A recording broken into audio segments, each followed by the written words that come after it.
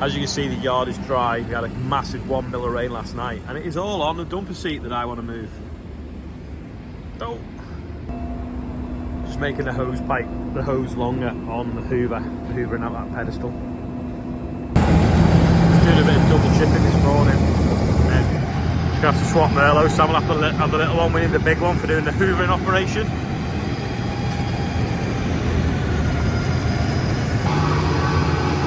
This is a diverter valve off that auger up there, so we can discharge the dryer into here or into here. And the other day, it just randomly fell off. Luckily my dad was driving past on the telehandler and saw it happen. Anyway, we're going to put it back up now. That's better, but one of the clamps is broken, so we can't put this extension tube on. So now it looks like we've got to do something. We're going to get a new clamp. Can't only get them over here, but there's a jet. Has anyone ever been to the Mac Loop in Wales where they fly underneath you and you stand on the hillside? Because I really want to go. Problem is you might get there and not find that the jets are flying that day. Has anyone been?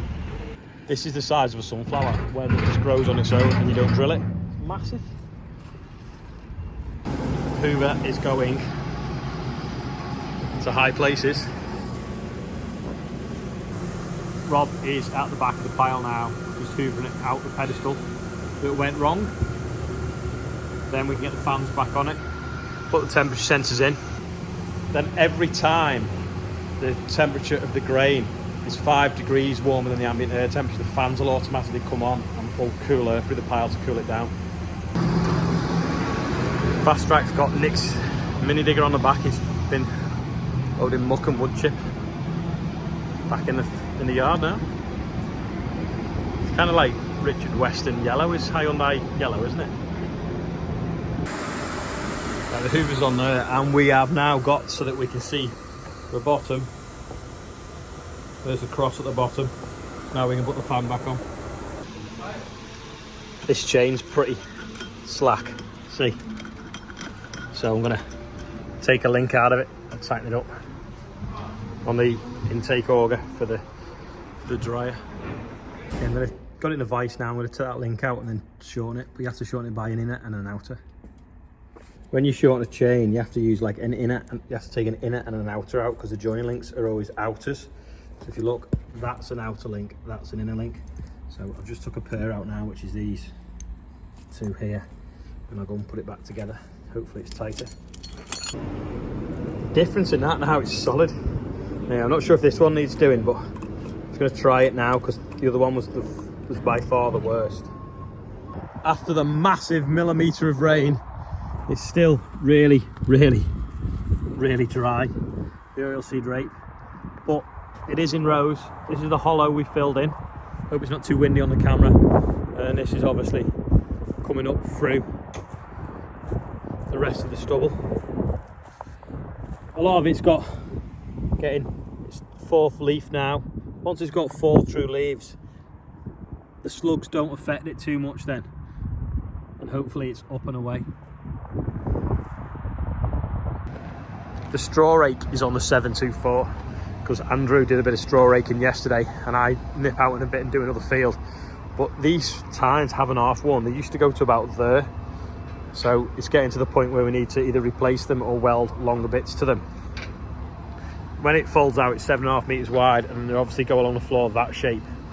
And it pulls the rows of chaff that are left from the oilseed rape straw or any other straw residues or anything like that and redistributes them across the field to help with slug pressures. So we're going to have a go with that in a minute, I think. Slight technical issue with the new Merlot. The boom is in a go slow mode, goes to limp mode.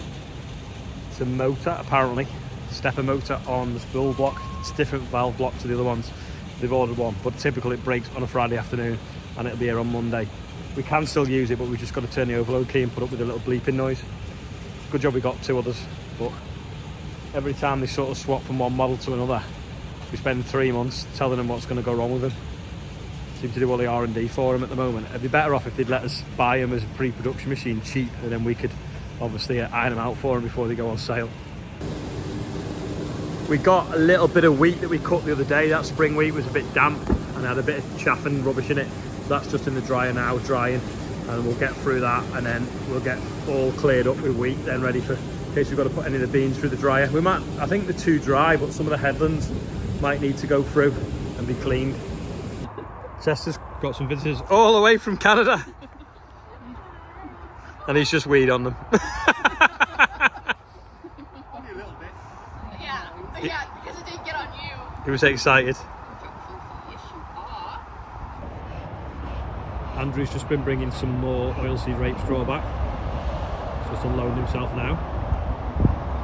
I can feel it. I can feel rain now. Yeah, for sure. We're just having a little trip round the yard, aren't we, Chester?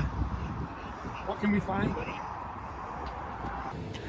Right, Chloe all the way from Canada, dressed in the appropriate team wear to do the birthday bumper. Available now online, apart from that, because that's a prototype.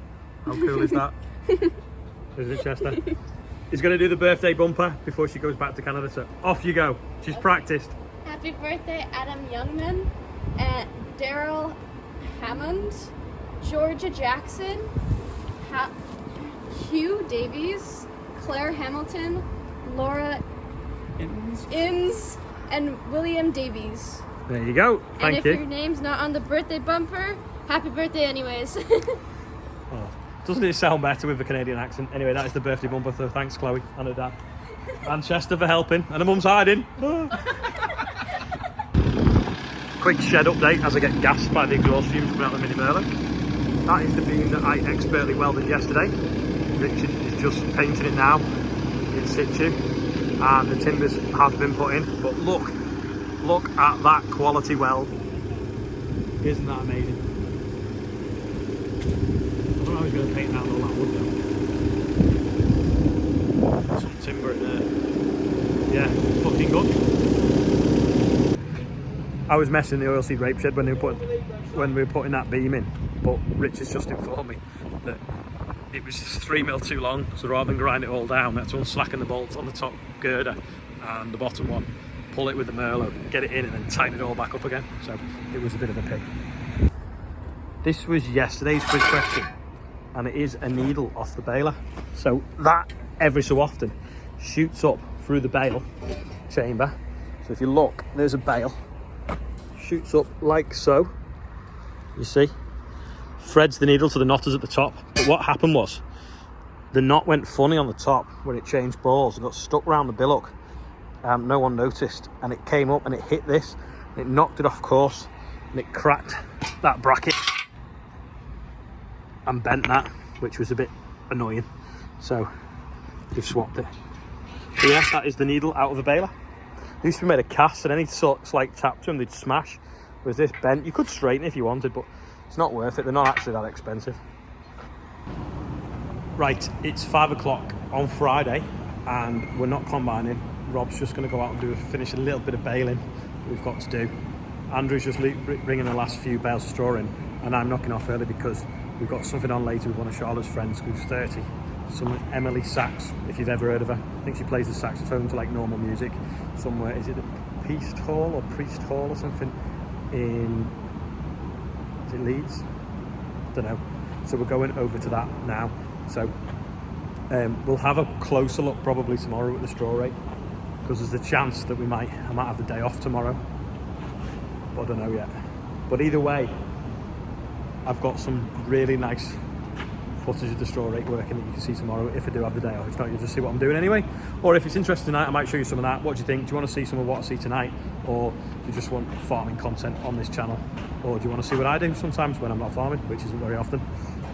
Anyway, thanks everyone that's been watching today. I feel like it's been a boring day because we've been messing around with that shed, hoovering them things out, checking on some stuff that's growing, and then I've been showing some people around. So that wasn't boring, that was interesting, because they live in Canada, and Canada's a lot different, and they have an ice ring in the back garden. How cool is that? So because it freezes for 6 months of the year, and they basically have like 6 months of winter, they just put a piece of plastic down with wood around it, fill it with water as it freezes, and have their own ice ring, so they can do figure skating and ice hockey on it all winter. It's a bit like we'd mow a bit of grass to maybe make a tennis court or a football pitch. They have their own ice ring, which is pretty cool. Well, I thought it was anyway. Anyway, thanks for watching today, and I will see you tomorrow.